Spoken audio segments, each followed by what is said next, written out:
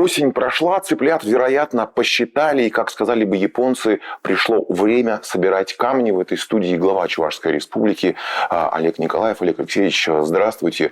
Так, хотелось бы начать с событий ноября, но, наверное, с главного трагического события, которое произошло в минувшем месяце, 25 числа. На шахте в Кузбассе произошел страшный пожар, погибли больше полусотни человек. И к вам вопрос следующий. В Чувашской республике нет угольных шахт, но есть чрезвычайно опасные производства, химическая промышленность. Были ли приняты какие-то решения относительно технадзора и вообще как в Чувашской республике восприняли Кузбасскую трагедию? Здравствуйте. На самом деле это событие, конечно же, очень трагичное, и, несомненно, мы выразили соболезнования. При этом, хоть и есть на территории Чувашской республики опасное производство, совершенно верно вы назвали один из них, это химпром, и есть ряд других производств, которые являются опасными, и они находятся в зоне особого внимания в целом как контролирующих органов, которые функционируют на территории Чувашской республики, так и комиссии по чрезвычайным ситуациям, которые возглавляет глава Чувашской республики. И, несомненно, мы постоянно рассматриваем обеспечение мер безопасности на этих предприятиях, и специальных решений в связи с этим событием не было необходимости принимать. Техническое состояние вот этих производств контролируется в усиленном режиме или, в общем, это плановая работа, которая ведется, велась и будет вестись? Да, это совершенно верно. Это плановая работа, которая велась, ведется и будет вестись.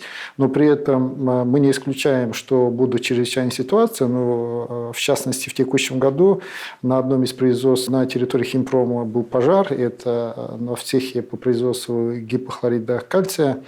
И, к сожалению, почти все лето это производство не работало. И ввиду того, что продукция этого производства сильно востребована и имеет существенный вклад в валовом региональном продукте, мы видим, что именно химическая отрасль по итогам 11 месяцев существенно просела. Но при этом, естественно, в связи с этим случаем предпринимаются дополнительные меры по недопущению вот таких чрезвычайных случаев.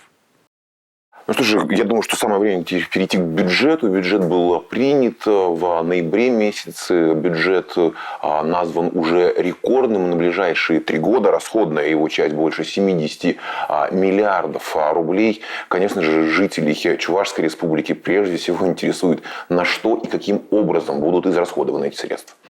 Да, на самом деле впервые бюджет перевалил на стадии первичного принятия за 70 миллиардов.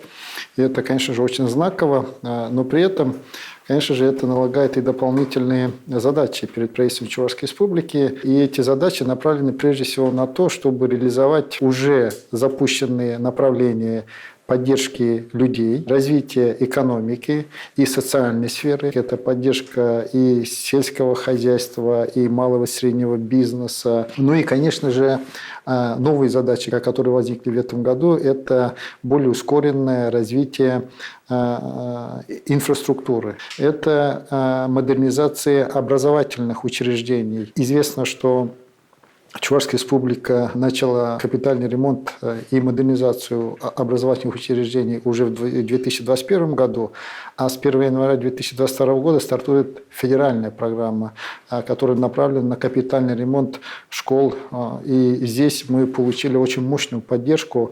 И если мы для себя первоначально обозначили 190 школ капитально отремонтировать и создать там условия как для обучения, так и творческого и физического развития детей, то 75 из них теперь попали в федеральную программу. Это, конечно, для нас существенная поддержка.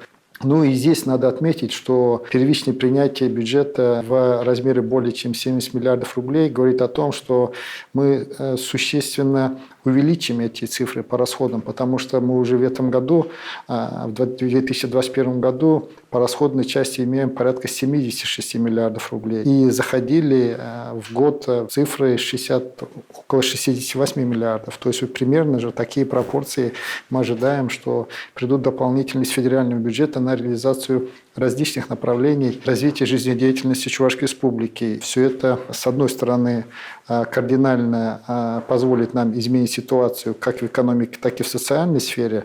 А самое главное, мы должны сделать так, чтобы люди реально почувствовали изменения в условиях жизни и в условиях работы на территории Чувашской Республики. Наверное, даже не столько 20-й, сколько 19-й год показал, что бюджет должен быть готов к неожиданным вызовам. Началась эпидемия коронавируса, да, и те инвестиции, которые потребовало здравоохранение, в общем, были, наверное, неожиданные. Никто не ожидал, что придется сотнями тысяч в месяц, в сутки производить элементарно защитные маски. Никто к этому не был готов. Нынешний бюджет готов к тому, что текущая действительность может предъявить новые требования? Конечно, готов. Во-первых, были учтены тот опыт, который мы уже получили и в 2019 и в 2020 году.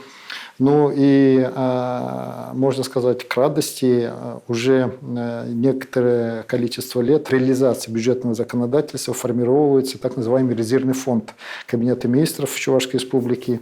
И вот именно формирование резервного фонда в достаточном размере позволяет как раз реагировать на такие неожиданные ситуации и неожиданные вызовы. Также в 2020 году у нас был достаточный резерв, и мы своевременно поддержали и экономику, и людей. И, конечно же, львиную долю помощи в этом процессе оказывали решения президента страны, который принимал, можно сказать, беспрецедентные меры поддержки. Вчера на встрече с представителями экономических элит, аналитиков иностранных государств Владимир Владимирович Путин красные линии просто провел, что экономика России никоим образом не настроена на вооружение, прежде всего. Да, прежде всего, российская экономика и российское государство – это государство социальное. Того он и требует от региона, в том числе, естественно, от вас, как от главы Чувашской Республики, поддерживать семьи с детьми, самих детей, вообще материнство и детство. Что касается нынешнего бюджета, вот основные рэперные точки на поддержание вот этой политики каковы? Во-первых, мы в прошлом году существенно увеличили выплаты семьям, особенно многодетным семьям. Те субсидии, которые предусматривались для поддержки многодетных семей, они были увеличены кратно. Естественно, в этом году мы их проиндексировали опережающим темпом. И там, где мы это не сделали, мы готовы это сделать при первом уточнении бюджета в марте месяце следующего года.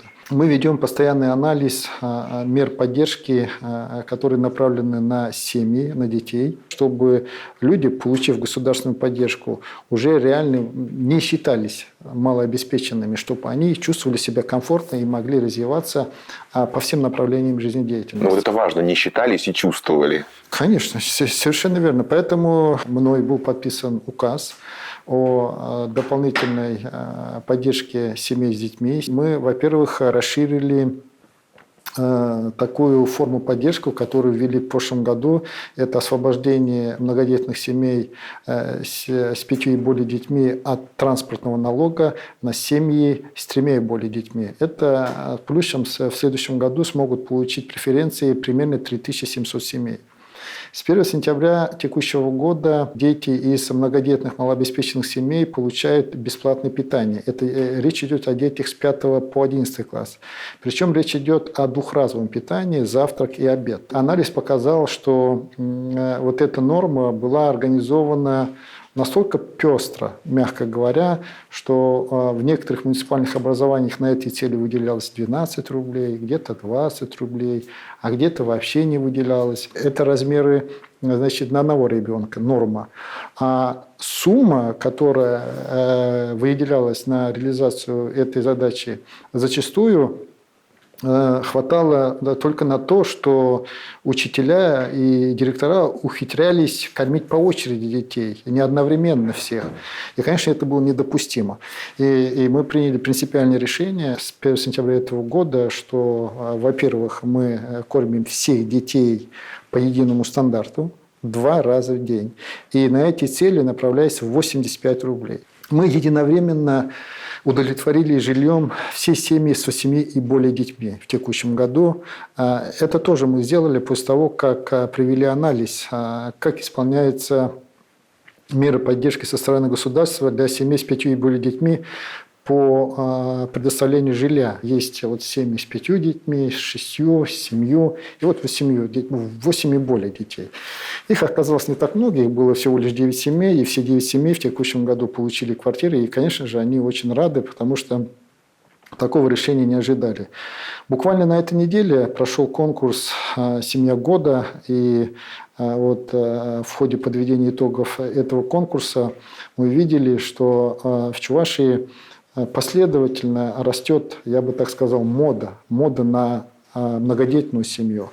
И вот это вот движение многодетных семей, оно ширится и развивается. И буквально в этом году образовалась ассоциация молодых семей. То есть вот в этой когорте еще молодых семей, которые также очень активно вовлекаются и в общественную жизнь. И вот такая работа, и вот такое, скажем так, такая пропаганда ценностей семьи, на мой взгляд, это очень важное значение имеет. И здесь хотел бы вспомнить слова президента страны, который в ходе обсуждения национальной идеологии, нужна ли вообще национальная идеология России, сказал, конечно, нужна. И наша идеология – крепкая многодетная семья. Думаю, что с бюджетом более или менее разобрались, затронули тему жилья. В ноябре она тоже была поднята в, может быть, не том ключе, о котором говорили вы. 12 объектов в республике считались сложными. Это история с обманутыми дольщиками, история общероссийская. Чувашия в этом плане, в общем, довольно благополучна. Всего 12 домов, но тем не менее 12 домов – это сотни и сотни людей. И вот было принято решение и было озвучено, что все-таки эта проблема будет решена. Произошло это в этом ноябре, в истекшем. Что будет сделано и когда люди из этих 12 многострадальных домов наконец-то получат ключи от квартир? На самом деле тема очень значимая. К сожалению, не сотни, а тысячи обманных дольщиков. Если быть точнее, на сегодняшний день их чуть более 2300 человек в Чувашской республике числится в качестве обманутых дольщиков. И, очевидно, наша задача в кратчайшие сроки завершить строительство этих многоквартирных домов, в которых люди планировали получить жилье и предоставить им возможность заехать в свои квартиры. По поручению президента, федеральным правительством, парламентом федеральным приняты все законодательные и нормативные решения для того, чтобы не допускать впредь обманутых дольщиков. Таковых больше не будет. Потому что сейчас действует очень жесткая система начала строительства многоквартирных домов. Это проектное финансирование, эскроу счета, и соответствующим образом права участников долевого строительства очень четко защищены, очень жестко защищены. И деньги, естественно, застройщик не сможет направить на иные цели.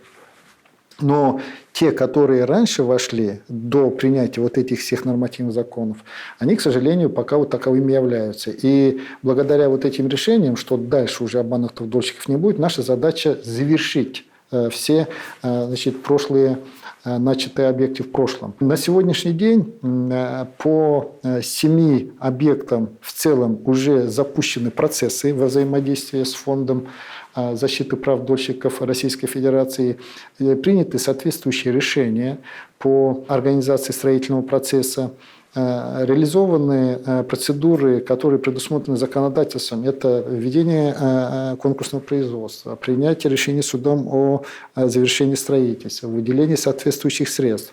И работа по некоторым объектам, по 2 в этом году завершится, еще по 5 в следующем году. И у нас остается еще 5 объектов, над которыми мы на сегодняшний день работаем. Это предприятие «Кратонстрой» и «Лидер». Они у нас тоже находятся в реестре проблемных объектов, но при этом сами застройщики пытаются закончить самостоятельное строительство. Буквально до конца года мы окончательно примем все решения, сделаем выводы, оценим, насколько способны застройщики завершить эти объекты самостоятельно. И для того, чтобы не допустить перехода, завершения строительства этих объектов за 2023 год, мы, естественно, в ближайшие месяцы запустим все процедуры для того, чтобы реализовать все, что мной было выше сказано, в кратчайшие сроки.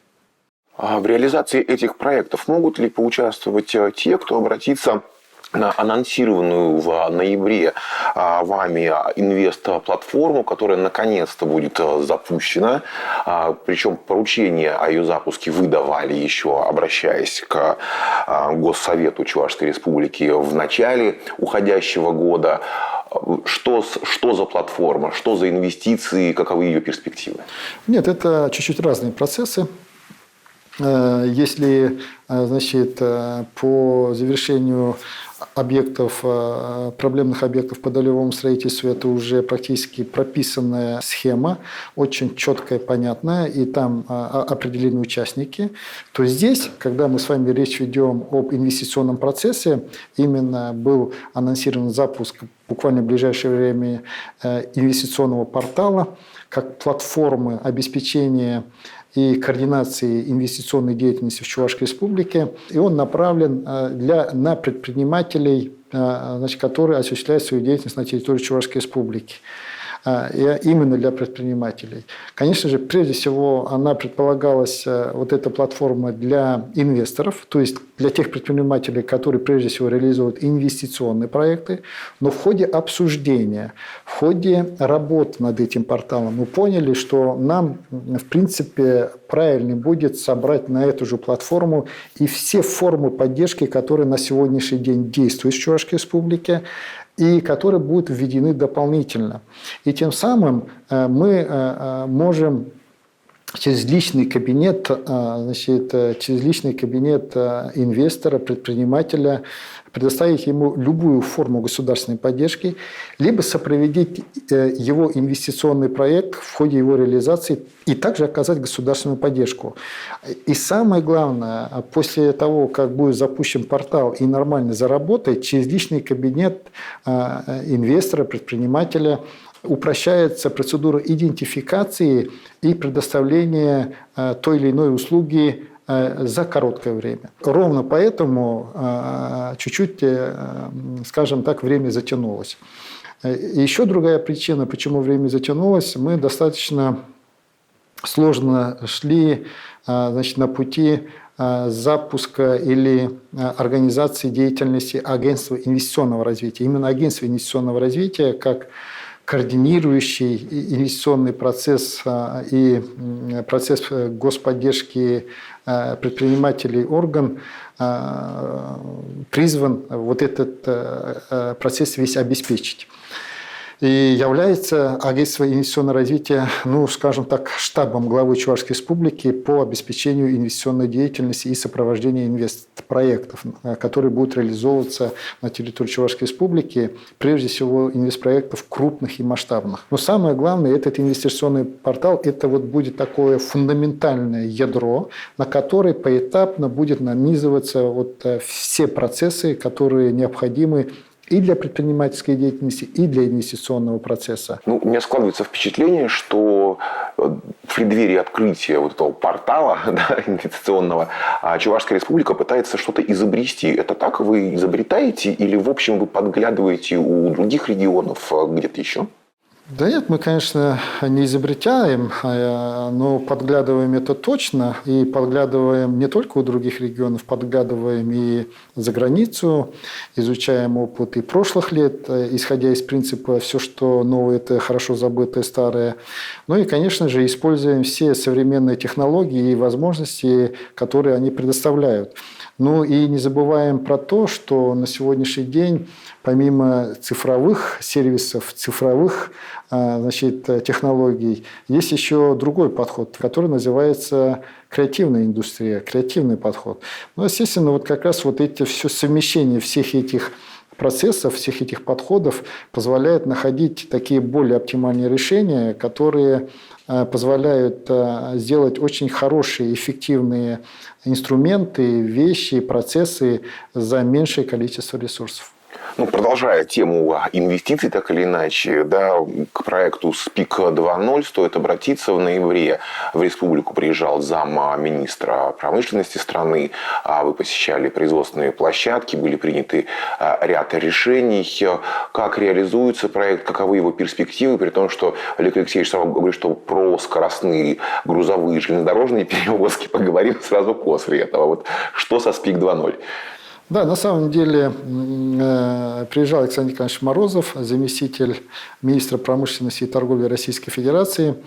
И это связано, на мой взгляд, с двумя вещами. Первое.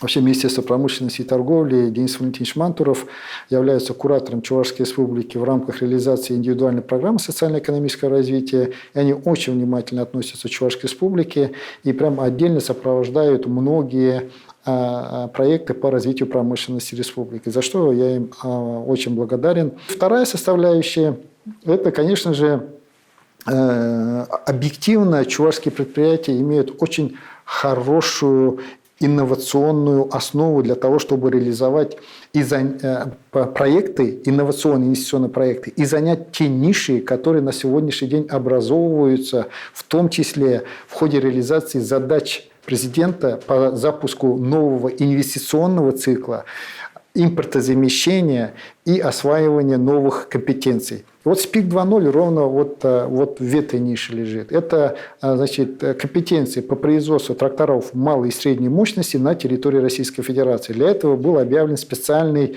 конкурс по принципу СПИК 2.0.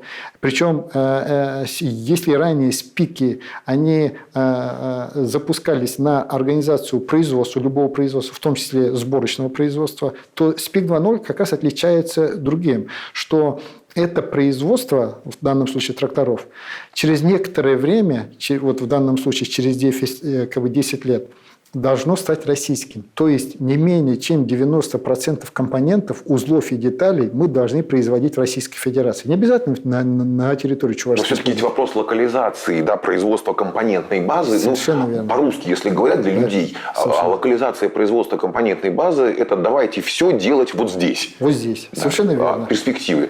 Вот перспективы. Чувашия сможет все для этих маленьких тракторов делать на территории Чувашии? Конечно. Мы будем стараться освоить максимально большое количество. И консервные тракторные заводы уже на сегодняшний день сможет на своих площадках освоить большинство составляющих производства этих тракторов малой и средней мощности.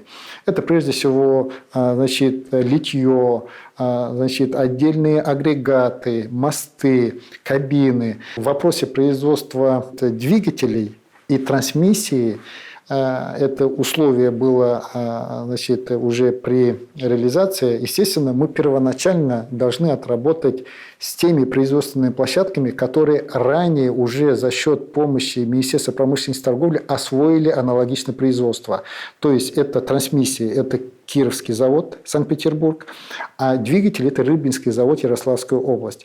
Эти предприятия ранее получили очень мощную господдержку со стороны правительства Российской Федерации и запустили линии. Но здесь надо иметь в виду, когда речь идет о этих тракторах, очевидно, скорее всего, им придется осваивать новые компетенции. И, возможно, даже создать отдельный конвейер. И вот здесь мы сейчас находимся в процессе переговоров и поиска возможных путей взаимодействия. И если наши коллеги скажут, что мы не будем этим заниматься, мы готовы это сделать на территории Чувашской республики. Благо, у нас такие компетенции тоже есть. Компетенции есть, схема понятна, как устроен дизельный двигатель для маленького трактора, электрический, давно известно. Несмотря на то, что даже они модернизируются, нужны руки, кто это будет делать. И перспектива вот это десятилетия, когда все это будет локализовано на территории Чувашской республики, весь процесс, где брать людей? Мы уже с прошлого года запустили очень большую работу по максимально ранней профориентации детей. И буквально на этой неделе в рамках решения этой задачи мы запустили еще один проект. Это так называемый УПК-21. Учебно-производственные классы 21, это 21 регион, 21 год, хоть как можно сказать, 21 век. Но самое главное, нам, конечно, ближе 21 регион, конечно.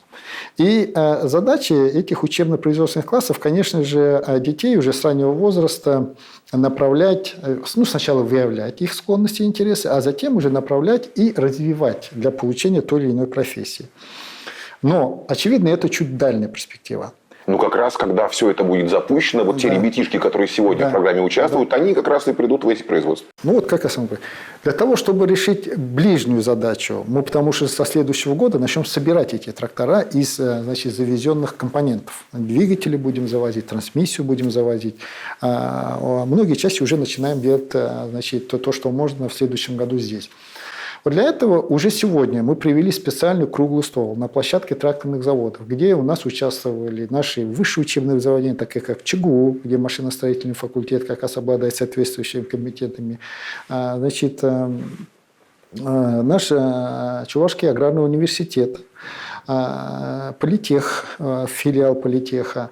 Ну и, конечно же, наши профессиональные учебные заведения, которые традиционно были кузницей кадров для тракторного завода. И мы уже сегодня наметили направление трансформации, я бы так сказал, тех программ обучения, которые уже есть на этих площадках для обеспечения нового конвейера по производству этих тракторов. И, очевидно, уже в следующем году вот эти ребята придут вот, значит, на эту площадку для того, чтобы осуществлять трудовую деятельность. При этом мы запустили также в этом году такую площадку, как Центр опережающей профессиональной подготовки. На базе химико-механического техникума в городе Новочебоксарске. Это, скорее всего, платформа, очередная платформа, которая как лего собирает отдельные программы или отдельные блоки в конкретную программу обучения под потребности заказчика. Пришел заказчик, говорит, мне нужно обучить вот таких специалистов. Значит, Центр опережающей подготовки смотрит, какие элементы разных, значит, курсов, лекций есть на разных учебных заведениях, и собирает это на одну площадку. И здесь можно это либо на одной площадке, здесь привести на площадке Центра опережающей профессиональной подготовки, либо организоваться на площадках этих учебных заведений по отдельности, и группа будет переезжать. То есть здесь подходы абсолютно разные. Есть какие-то гарантии, что, отдавая своего ребенка там, вот, в такое профильное образование, родитель будет уверен, что когда ребенок это образование получит, ему не скажут, ой, а нам уже не надо, мы уже передумали. А вот этого точно не будет. Мы, наоборот, сейчас настраиваем всю систему образования профессионального и высшего на то, чтобы специалисты выходили под потребности экономики и социальной сферы Чувашской Республики. Как мы будем отказываться? Нет, конечно. А родителей я хотел бы успокоить, и я сам тоже отец. И я считаю, что мы, родители, должны не думать за ребенка, а помогать ему, значит, проходить тот путь достойно, который он выбрал и который ему интересен. Ну, как же о них не думать? Ну, от большой экономики мы потихоньку перешли к людям. И уж, коли заговорили о людях, ну, не могу никак вас не спросить. Конечно же, грандиозная тема ноября, которая была вами инициирована, обсуждалась в Совете Федерации, вызвала массу споров по всей стране. Это введение QR-кодов для людей, которые втайне переболели, неофициально переболели, как угодно. Ну, в общем, те люди, у которых большой титр антител. Как сейчас обстоит ситуация с получением вот именно этих QR-кодов? Ну, это на самом деле очень важная тема. И здесь, опять же, я не могу сказать, что это я придумал. Это обыкновенная реакция на запросы жителей Чувашии. Посыпалось множество обращений людей, которые говорят, вот у нас есть, вот у меня есть анализы, и у меня вот есть хороший титр антител в связи с тем, что я, видимо, переболел, но при этом я это не заметил. Мы на оперативном штабе в ходе обсуждения мной было предложено запустить такой механизм. Механизм достаточно, может быть, он и непростой, я бы так сказал, в целом для системы. Конечно же, мы не можем просто генерировать QR-код на основе неких анализов, которые человек принес откуда-то. Потому что автоматически мы таким образом мотивируем или запускаем процесс нелегального рынка этих справок. Поэтому, несомненно, если человек хочет подтвердить, что у него есть антитела, он должен сдать анализы в той лаборатории, которой мы доверяем. Это лаборатория кожно-венерического диспансера и Республиканской клинической больницы. Здесь мы эти лаборатории знаем, и результаты этой лаборатории очень высоко верифицируются по результатам. Далее очень важно было убрать субъективизм принятия решения. И здесь тоже у нас есть решение в Чувашской республике. В каждой поликлинике есть врачебные комиссии, которые 2 раза в неделю заседают. И как раз эти врачебные комиссии смогут принять решение о включении человека по итогам анализа сданного в аккредитованной лаборатории и включить его в единый реестр. В целом, такой подход он одобряется специалистами, но здесь остается 2 очень важных вопроса. Первый вопрос – это критерии определения уровня антител, которые говорят о том, что у человека есть достаточный иммунитет. И вот здесь есть пробел в законодательстве. Пробел в законодательстве заключается в том, что такое решение возможно только после иммунной комиссии, которая проходит, естественно, с участием очень высококвалифицированных специалистов в области иммунологии. И, очевидно, в регионах его, можно сказать, и нету. Это в считанных регионах такие специалисты есть. Это, скорее всего, только город Москва, где заседают академики и люди, которые ежедневно имеют дело с такими процессами. Это первая составляющая. Вторая составляющая, сразу же после того, как мы объявили возможность реализации этой схемы, посыпалось очень много обращений, а кто будет платить. Это тоже вопрос. Очевидно, что обязательное медицинское страхование не будет оплачивать эти услуги. И поэтому мы первоначально предполагали, что люди, которые будут обращаться, ввиду того, что они заинтересованы, будут оплачивать сами. И мы получили очень серьезный негатив. Люди не хотят платить.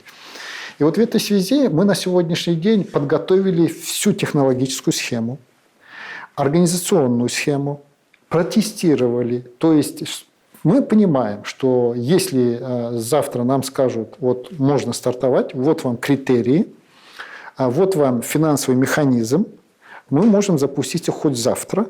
И начинать принимать анализы и генерировать коды тем людям, у которых будет достаточный уровень антител для того, чтобы определить уровень их иммунитета. Мы будем первыми, кто этот процесс запустит. Сейчас появился новый штамм коронавируса, он более заразный, более опасный. Многие страны Европы перекрывают авиасообщения со странами Африки и друг с другом вводят дополнительные ограничительные меры. Российская Федерация, в общем, занимается тем же. Чувашия готова к тому, что может появиться и на территории республики. Хотя его нет еще на территории страны, но тем не менее может появиться человек, который привезет сюда этот новый чрезвычайно заразный штамм. Чувашия, являясь частью Российской Федерации, конечно, готова к любому развитию событий. В целом мы идем по позитивному сценарию, но количество людей, которые ежедневно инфицируются, достаточно большое. Таких цифр мы не видели ни в первой волне, ни во второй волне. Мы больше, чем 80 человек у нас вообще не регистрировалось инфицированных. Сейчас мы находимся на уровне 149, 150. То есть между 140 и 150. И опять же, речь идет стабильно. 3 месяца назад стабильно было это 50 в сутки, сегодня стабильно это 150 в сутки. Но при этом, да, людей, которые лечатся стационарно и амбулаторно, существенно меньше, чем, скажем, в пиковые значения. Если говорить цифрами, это в разы. То есть, если у нас в пиковые моменты стационарно лечилось примерно 3350 человек, то сейчас таковых примерно 1400, 1400 чуть-чуть с хвостиком человек. Амбулаторно чуть больше 3000, вернее 2000, даже 2400. Это, конечно же, существенно легче, тем более люди, которые лечатся амбулаторно, обеспечиваются лекарственными препаратами, они спокойно дома могут лечиться. Это те, кто легко переболевает. И здесь очень важно еще раз сказать о том, что в стационаре людей, которые привились, можно сказать, что нет. То есть стационары в числе тех, кто находится в стационаре, их примерно 2%, чуть меньше 2%. И, как правило, они переболевают, они в легкой форме находятся болезни. В реанимации нет вообще привитых. И это говорит о том, что прививка очень здорово поддерживает людей. и позволяет, если даже они инфицируются, перенести болезнь достаточно легко. И ученые сегодня говорят, что прививка в целом, если не полностью, то существенно облегчает, в том числе вот грядущий вирус омикрон, который уже мутированно идет. И я, конечно, в очередной раз призываю всех воспользоваться возможностью привиться, защитить себя и набрать иммунитет до Нового года, до праздников, до выходных, и там быть уже более спокойным и чувствовать себя более комфортно. Ну, я надеюсь, что в очередной раз главу республики жители услышат. Обсуждать тот иск, который был подан против вас в Верховный суд, вообще неохота. Кто в курсе, тот в курсе. Ну, все закончилось фарсом, бредом и каким-то, уж простите, идиотизмом. Но суд, естественно, это отклонил. При этом самая главная проблема, которую сейчас и такая насущная, которую видят жители республики, и с ней обращаются в Центр управления регионом, это совсем не коронавирус, не QR-коды, а недостаточность освещения. Вам об этом известно? На улицах темно, говорят, в республике. Ну, на самом деле, эта проблема периодически поднимается. Зимой, когда темнеет. Да, потому что, я думаю, даже это не зимой, именно, скорее всего, осенне-весенний период, когда еще снега нет или уже снега нет, когда в целом сумерки и вот чернозем, они еще больше, как говорится, сумерек придают. Но в целом мы идем по пути замены, значит, лампочек на более экономичные и более освещающие, я бы так сказал. И город Чебоксары в этом плане на сегодняшний день очень активно реализовывает все возможности. И мы можем с вами увидеть, что город Чебоксары достаточно хорошо все больше и больше освещается. И буквально где-то больше полугода назад приезжали специалисты, которые предлагали свои услуги. И они, естественно, в вечернее время объехали со специальной машиной город Чебоксары, замерили везде вот эти коэффициенты освещенности, как это все организовано. И они как раз отметили, что да, город Чебоксары достаточно неплохо освещен, даже это вот где-то примерно чем больше полугода назад. Сейчас более 7 тысяч лампочек уже поменено, и еще идет этот процесс, и очевидно, эта работа будет продолжаться. Другие населенные пункты тоже планово эту работу ведут. И здесь мы исходим из того, что мы в любом случае несем затраты на освещение. И проведение вот таких энергоэффективных мероприятий, как это принято их называть, то есть замена на более экономичные, более, значит, высокоосвещаемые диодные лампы, это, конечно же, дает как раз эффект по двум направлениям. Первое, значит, сегодня люди получают более комфортное освещение, через некоторое время мы начинаем получать экономию уже от по потреблению электроэнергии. А как бы сэкономленные деньги дальше будем продолжать, естественно, направлять на создание комфортных условий проживания. Так, вопрос отопления, он в топ-3 проблемных запросов в ноябре в Центр управления регионом. Жаловались, что где-то недостаточно топят, где-то вообще не топят, где-то что-то сломалось. Сейчас время подводить, наверное, некоторые промежуточные итоги отопительного сезона 21-22. Что с этим вопросом? Да, на самом деле, ноябрь месяц – это ровно тот месяц, когда жалобы по этому вопросу максимально увеличиваются, потому что запускается отопительный процесс, где-то есть вопросы неготовности, где-то есть намеренное, скажем так, оттягивание подачи тепла. Ну, намеренное как бы по разным причинам, где-то вот люди просят, что, да, там, что вот, типа жарко. И, соответственно, сжимают, там же есть возможность сжимать, отпускать. И вот этот вот период, когда еще погода не установилась, это традиционное время, когда жалуются. А ввиду того, что система отопления, она, скажем так, в целом общая, мы, значит, по этому направлению, особенно в малых городах, планируем начать очень большие модернизационные работы в следующем году. Это, прежде всего, город Алатырь, город Шумерля, Козловка, Мариинский Посад. И это связано с тем, что вот в этих городах изношены и генерирующие объекты, то есть котельные, и сами сети. И вот в этих, конечно, ветхих сетях очень сложно быстро реагировать на меняющуюся погоду. Наша задача, конечно же, эти задачи решить в кратчайшие сроки, с тем, чтобы люди не чувствовали дискомфорта. Если говорить о городе Чебоксары, Новочебоксарске, то значит, в текущем году в городе Чебоксары было заключено концессионное соглашение с Т+.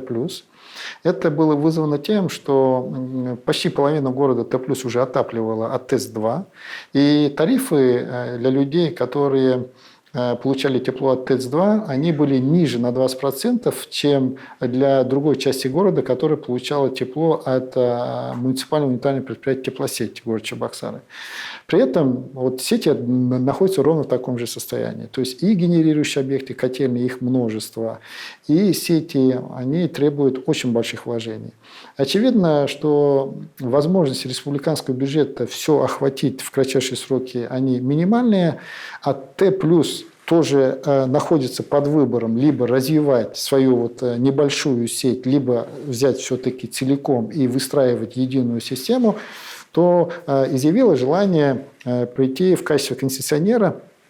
И мы здесь, обсудив с населением, согласились с тем, что это будет правильно, если, значит, предприятие Т+ проинвестирует в модернизацию генерирующих котельных, проинвестирует в модернизацию тепловых сетей до каждого потребителя, ну и тем самым в течение ближайших 3-5 лет проведет всю необходимую модернизацию и сократятся потери тепла, а самое главное, повысится надежность и оперативность реагирования на меняющиеся условия.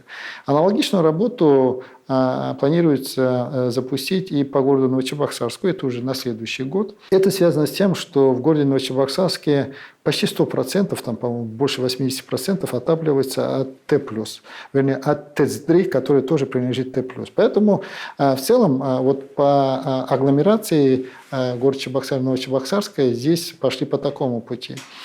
Но при этом текущая ситуация сетей, как уже сказал, конечно же, не позволяет очень быстро реагировать, но радует то, что мы в этом году с точки зрения подготовки к отопительному сезону вошли намного подготовленные, чем в прошлом году, потому что в прошлом году у нас 5 муниципалитетов так и не смогли получить паспорта готовности к отопительному сезону, даже к окончанию отопительного сезона. Ну и хотелось бы пару буквально слов, чтобы вы сказали тем, кто переживает относительно появления концессионера. Это бизнес от английского дела, и это дело зарабатывать деньги, что будет резкий рост тарифов, прежде всего, на отопление. Ну, резкий рост тарифов невозможен, потому что тарифы регулирует тарифная служба Чувашской Республики, и они уже установлены на долгосрочный период. И они установлены таким образом, что они будут повышаться в рамках индекса дефлятора. Значит, предприятие-концессионер, понимая, что вот тарифы установлены в таком режиме, а это возможно стало в связи с тем, что город Чебоксары и Новочебоксарск были переведены в ценовую зону аль-котельная. Когда такое решение принимается, как раз есть возможность установить долгосрочную тарифную политику и тем самым гарантировать понятную картину для инвестора. А инвестор берет на себя обязательство инвестировать. И все это в концессионном соглашении прописано, и там очень жесткие условия и достаточно большие штрафы, если концессионер не будет выполнять свои обязательства, вплоть до разрыва концессионного соглашения. Ну, то есть речи о том, что концессионер будет ходить в Дом правительства и качать права, не идет? Нет, это все договор, и договор достаточно публичный документ. Соответственно, Новый год встретят и при свете, и при тепле. Хотелось бы поговорить про ноябрьские праздники.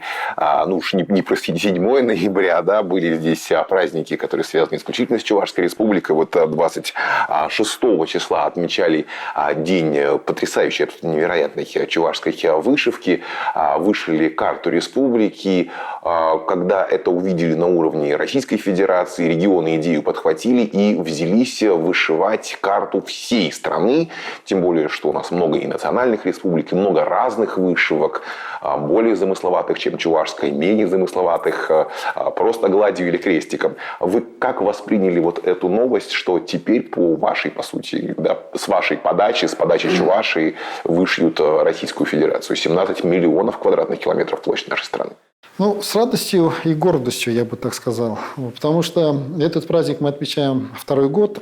В прошлом году мы его учредили в рамках реализации подпрограммы развития чувашского родного языка и культуры. И, конечно же, отмечая второй год, мы постарались внести дополнительную изюминку. Если мы в прошлом году вышили Сурбан-Перле, называется, это менее замысловатый, скажем так, продукт получился, а в этом году взяли и вышили карту Чувашской республики. Ну и, естественно, об этом рассказали в правительстве Российской Федерации, Федеральном агентстве по делам национальностей. Ну и в случае одобрения вызвались, что мы готовы организовать процесс вышивания российской карты, ну и обеспечить соответствующее сопровождение такого очень важного, нужного процесса для народов России. И очень интересно. Да, тем более в Чувашской республике проживает 128 народов и народностей. Это первое. Второе. Надо исходить из того, вы совершенно правильно говорите, вот наша чувашская вышивка, она основана на рунической письменности, и те, кто понимает руническую письменность и вышивку, умеют читать, что там написано. И есть даже целые песни, которые говорят: я, посмотрев на твою одежду, понял, ты приглашаешь, посмотрев в другое время, уже как бы там и иные, значит, посылы даешь. Поэтому это наша вышивка. Она имеет свои особенности. И есть вышивки многих других народов. Мне кажется, вот как раз вот вышивка является так же, как и патриотизм, очень таким глубинным, объединяющим явлением народов, которые проживают на территории Российской Федерации, на разных территориях. И если мы сделаем это все вместе и ко Дню России представим всей Российской Федерации эту карту, сделанную вместе всеми регионами, то это, конечно же, будет очень круто. А для нас это, с одной стороны, ответственно, но и почетно, я бы так сказал, ну и, конечно же, очень волнительно. Ну, это же такой, получается, эсперанто в нитках. Ну и еще немножко про праздники. Отмечался День матери. Добавлю ложку дегтя. В сию дату некоторыми он был воспринят негативно, потому что пошли толки о том, что пытаются нивелировать значение праздника 8 марта. Как вы относитесь к этому празднику? Как вы его отмечали, если отмечали? Ну как можно, значит, 8 марта и там нивелировать Днем матери? Ну, это глупость, мне кажется, абсолютная глупость. Мать – это, мне кажется, святое явление для любого человека. И, очевидно, когда произносится слово «мама», это и тепло, и комфорт, и защита, и добро, и много других эмоций возникает у каждого человека. И, несомненно, почитая женщину, мы делаем очень важную вещь. Мы на самом деле питаем корень нашей жизни. И здесь, как в русской поговорке, маслом кашу не испортишь, здесь много не бывает. И мне кажется, чем больше вот таких объединяющих процессов, когда Союз женщин Чувашии запустил флешмоб, и я с удовольствием присоединился, значит, признание любви к матери, а не с любовью. И, как бы, на мой взгляд, вот создание вот таких движений, таких традиций, они являются очень важным таким, наверное, действием по объединению общества вокруг каких-то ценностей, очень важных, нужных, и причем уходящих корнями, ну, в само начало вообще бытия нашего, как бы, да, жизни как бы, человека. И поэтому я считаю, что таких праздников должно быть больше. Ну, мы сегодня, насколько я понимаю, немножко залезаем в обсуждение ноября, залезаем в декабрь. Но что там со Днем Отца? Сегодня кое-что произошло.